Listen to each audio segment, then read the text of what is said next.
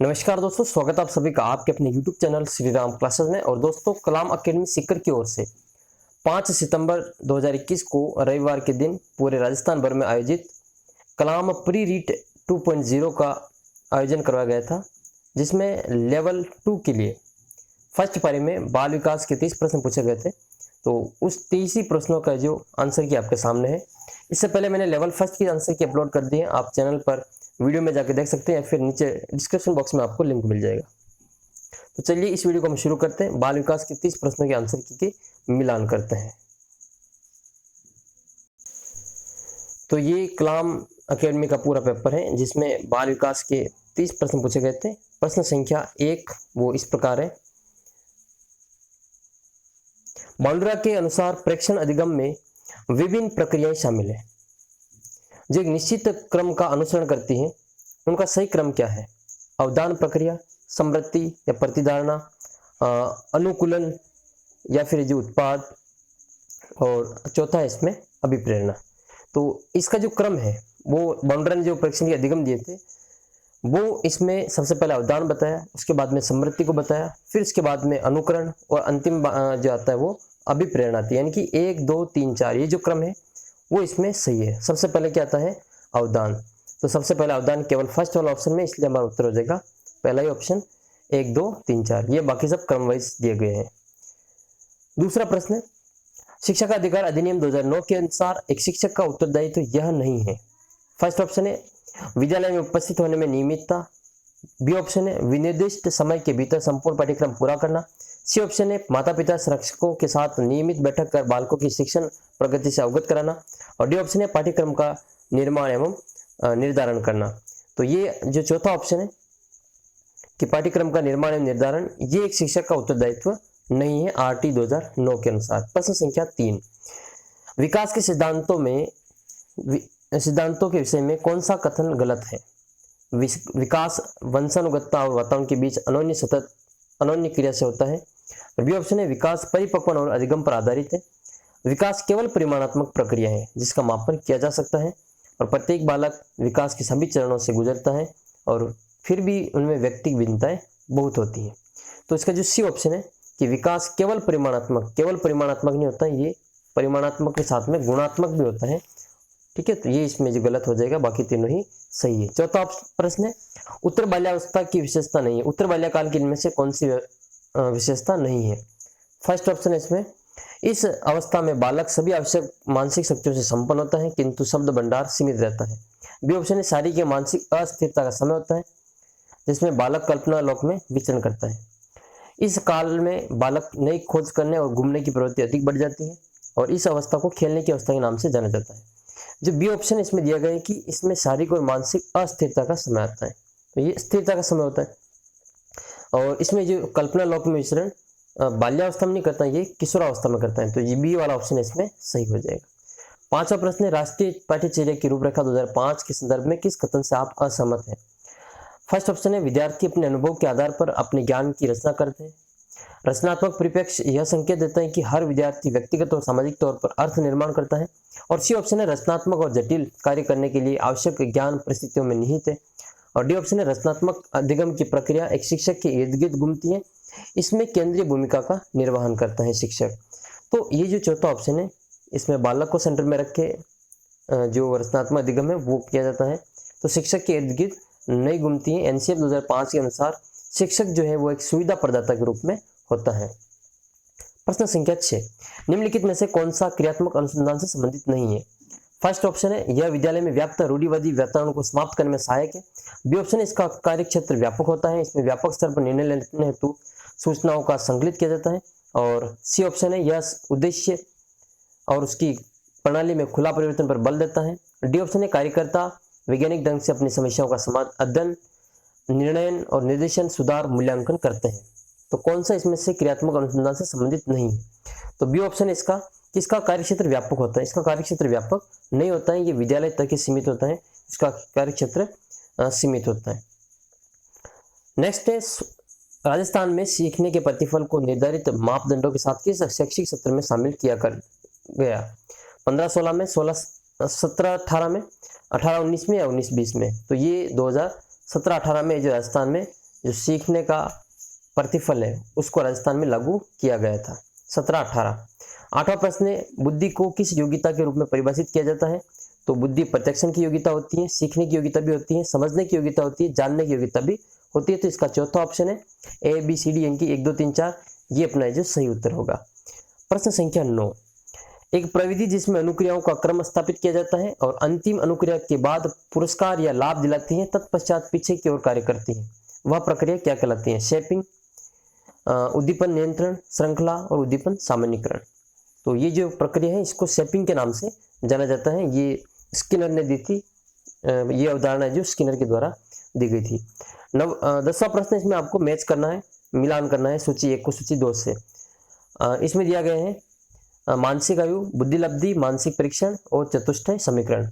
Stern, बिने, Spearman और JM kettle. तो जो मानसिक आयु दी थी वो दी गई थी अल्फ्रेड बिने के द्वारा दी गई थी। तो पहले में 2 केवल एक ही उत्तर मिल रहा है, ये बी वाला।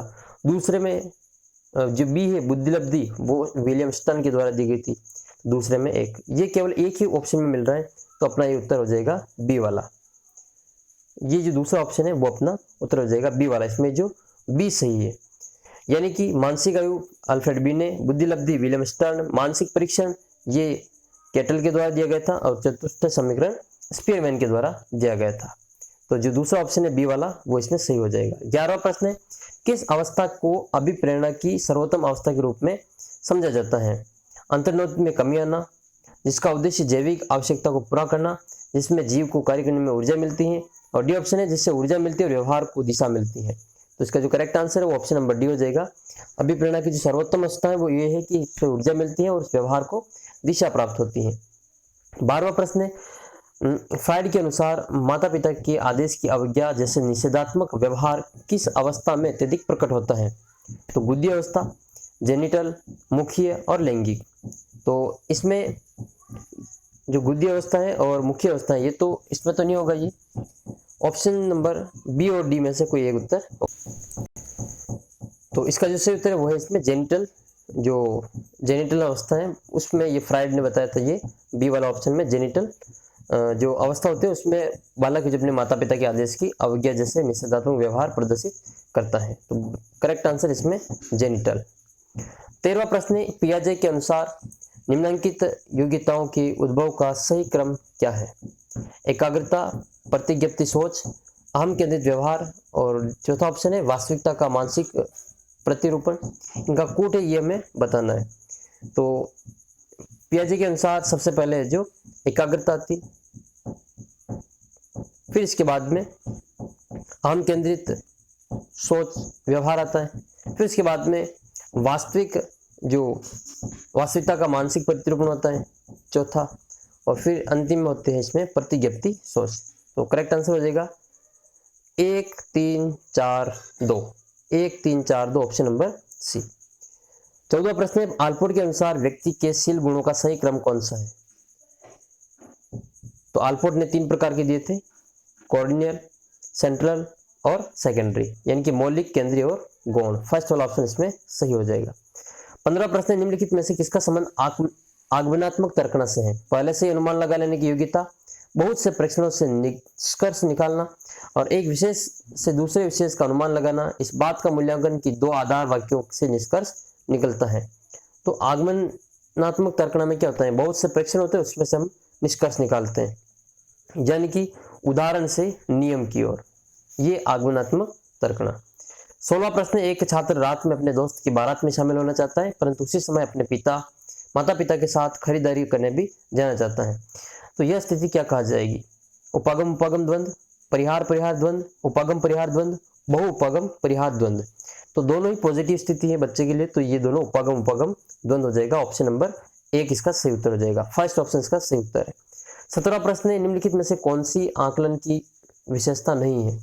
इसका संबंध केवल ज्ञानात्मक पक्ष से होता है, आकलन सूचनाओं का एकत्रण है या निरंतर चलने वाली प्रक्रिया है, और इसका स्वरूप सुधारात्मक होता है। तो देखो इसमें जो केवल ज्ञानात्मक पक्ष से जो इसका मापन नहीं किया जाता है, इसमें भावात्मक पक्ष का भी मापन किया जाता है। 18वां प्रश्न, व्यक्तिगत भिन्नता में सम्मिलित क्षेत्रों का सही युग्म कौन सा है? बौद्धिक स्तर पर आयोजित भिन्नता, उपलब्धि में भिन्नता, गतिवाही कौशल में भिन्नता और उपरोक्त सभी। तो तीनों की तीनों ही जो भिन्नता है वो व्यक्तिगत भिन्नता में शामिल होती है। ऑप्शन डी इसका जो करेक्ट आंसर होगा। प्रश्न नंबर 19, निम्नलिखित में से कौन से वंशानुक्रम के नियम का संबंध सोरेनसन से है? संतान की शारीरिक रचना और मानसिक गुण उसके माता पिता से मिलते हैं, भिन्नता का नियम, प्रत्यागमन का नियम और जीव सांख्यिकी का नियम। तो सोरेनसन ने दिया था समानता का नियम, यानी कि संतान की शारीरिक रचना व मानसिक गुण उसके माता पिता से मिलते हैं। बाकी जो जीव सांख्यिकी का जो नियम है वो गाल्टन के द्वारा दिया गया था, और भिन्नता का नियम ये डार्विन, प्रत्यागमन डार्विन इनके द्वारा दिया गया था। 20वां प्रश्न है, एक व्यक्ति कुत्ते को बिस्कुट देने से पहले बिस्कुट के बॉक्स को खड़खड़ाता है। जब व्यक्ति बॉक्स को खड़खड़ाता है तो कुत्ता लार टपकाने लगता है। अतः बॉक्स का खड़खड़ाना रिक्त स्थान है और कुत्ते का लार टपकाना एक प्रकार का रिक्त स्थान, यानी कि इसमें से CSCR के बारे में आपको बताना है। तो देखो सबसे पहले जो बॉक्स पर आधारित है, जो वो बॉक्स को खड़खड़ाता है, यानी कि वो एक तरह से वो घंटी की आवाज़ है, तो वो हो जाएगा अपने CS। और उस पर आधारित बॉक्स को खड़खड़ाने के बाद में वो जो कुत्ता लार टपकाता है, यानी कि CR हो जाएगा, यानी कि कंडीशनल रेस्पॉन्स। 21वां प्रश्न है, एक बालक का भाषा विकास मुख्यतः निर्भर करता है अभिप्रेरणा पर, अनुबंधन पर, अनुकरण पर। वैसे इसमें मुख्यतः पूछा गया है, तो इसका उत्तर है जो इसमें इसमें कन्फ्यूजन है। भाषा विकास मुख्यतः मेनली पूछा गया है, तो मेनली तो इसमें अनुकरण पर वो निर्भर करता है, लेकिन इसके जो तीनों ही जो ऑप्शन है वो लगभग सही है, तो इसका उत्तर हो जाएगा उपरोक्त सभी। थोड़ा कन्फ्यूजन है इसमें, इसलिए C और D में से एक उत्तर है जो सही होगा, लेकिन अधिकतर चांस जो है वो उसके ऑप्शन नंबर D के होने के चांस। प्रश्न संख्या 22, निम्नलिखित में से असत्य कथन का चयन कीजिए। चिंतन एक संज्ञानात्मक प्रक्रिया है, ये सत्य है। समस्या उस परिस्थिति को कहते हैं जिसके लिए मनुष्य के पास पहले से ही समाधान तैयार है, ये बिल्कुल गलत है कि समस्या से पहले ही मनुष्य के पास में समाधान तैयार नहीं होता है। बी ऑप्शन इसका सही उत्तर हो जाएगा। 23वां प्रश्न है, निम्नलिखित में से कौन सा संप्रदाय रचनावादी पाठ्यचर्या के अनुप्रयोग से संबंधित नहीं है? तो खोजना, व्याख्या, उत्तेजना और मूल्यांकन, ये 5E मॉडल दिया गया था, उस पर आधारित ये प्रश्न पूछा गया है। तो 5E मॉडल में इनमें से जो C ऑप्शन है वो नहीं है, उत्तेजना नहीं होता है, एक्साइटमेंट नहीं होता है, बाकी एक्सप्लोर, एक्सप्लेन और इलिवेशन ये सारे होते हैं। 24वां प्रश्न है, प्रतिभाशाली बालकों की पहचान करने के लिए हमें सबसे अधिक महत्व किसको देना चाहिए? अध्यापक के निर्णय की पृष्ठभूमि को, और D है वस्तुनिष्ठ परीक्षणों को। इसका जो करेक्ट आंसर है ऑप्शन नंबर D हो जाएगा, वस्तुनिष्ठ परीक्षणों को। 25वां प्रश्न है, निम्नलिखित में से कौन से मुख्य विशेषता मुख्यतः अवधान कमी संबंधी विकार ADHD ग्रसित बालक की नहीं होकर डिस्लेक्सिया की है? बहुत शानदार इसमें प्रश्न पूछा गया है, क्योंकि इसमें डिस्लेक्सिया की जो विशेषता पूछी गई है। डिस्लेक्सिया यानी कि उसको जो पढ़ने संबंधी जो विकार है, इसमें अक्षमता है। शब्दों में अक्षरों की स्थिति को उलटफेर कर देना, श्रवण में असफलता, कार्य संपादन में कोई स्थायित्व नहीं, एकाग्रता में कमी, ये तीनों जो है C, B और D ये तो है ADHD की विशेषता है। जबकि जो फर्स्ट ऑप्शन है ये वाला, शब्दों के अक्षरों को स्थिति में उलटफेर कर देना, वो डिस्लेक्सिया, जैसे वो लड़की को लकड़ी पढ़ता है, इस प्रकार से वो डिस्लेक्सिया के लक्षण है। B को वो D पढ़ता है, ठीक है, B को वो D पढ़ता है, D को B पढ़ता है, P को वो Q पढ़ता है, तो ये जो डिस्लेक्सिया के जो लक्षण है। 26वां प्रश्न, निम्नलिखित में से कौन सी मंदबुद्धि बालक की विशेषता नहीं है? फर्स्ट ऑप्शन, इनकी बुद्धि लब्धि 25 से 70 के मध्य होती है, ये होती है। बी ऑप्शन है शैक्षिक रूप से पूर्णतः अशिक्षणीय होती है, ये गलत है, इसमें इनको शिक्षित किया जा सकता है। ये रीट 2018 में भी प्रश्न पूछा था, जिसमें 2 उत्तर से माने गए थे IQ को लेकर, तो यही अपना उत्तर से हो जाएगा। इसमें शैक्षिक रूप से पूर्णतः अशिक्षणीय होते हैं, ये गलत है। बाकी ये जो और देख लेते हैं, इसमें बौद्धिक न्यूनता होती है, असामान्य और अनियंत्रित मानसिक क्रियाएं करते हैं, तो सही उत्तर हो जाएगा बी ऑप्शन। 27वां प्रश्न है, निम्नलिखित में से कौन सी प्रबलन की प्रस्तुति का संबंध सकारात्मक दंड से है? तो व्यवहार को कम करने के लिए अप्रिय उद्दीपक की प्रस्तुति, ये सकारात्मक दंड से, तो फर्स्ट ऑप्शन इसका सही हो जाएगा, व्यवहार को कम करने के लिए अप्रिय उद्दीपक को प्रस्तुत किया जाए। नेक्स्ट है 28वां प्रश्न, अधिगम की विशेषता नहीं है, व्यवहार में परिवर्तन। अधिगम मानव संस्कार और क्षमता अथवा क्षमता में परिवर्तन है। अधिगम का प्रयोग उन क्षमताओं तथा संस्कारों में परिवर्तन के लिए होता है जो परिपक्वता के कारण होते हैं। और अधिगम व्यक्ति में एक परिवर्तन है जो वातावरण के परिवर्तनों का अनुसरण करते हैं। तो इसमें से कौन सा गलत है वो हमें बताना। तो सी ऑप्शन है इसमें कि अधिगम का प्रयोग उन क्षमताओं और संस्कारों के परिवर्तन के लिए होता है जो परिपक्वता के कारण होता है। तो परिपक्वता के कारण इसमें ये गलत है। अगला प्रश्न है 29वां प्रश्न है, कोहलबर्ग के अनुसार निम्नलिखित में से कौन सी नैतिक विकास का स्तर है?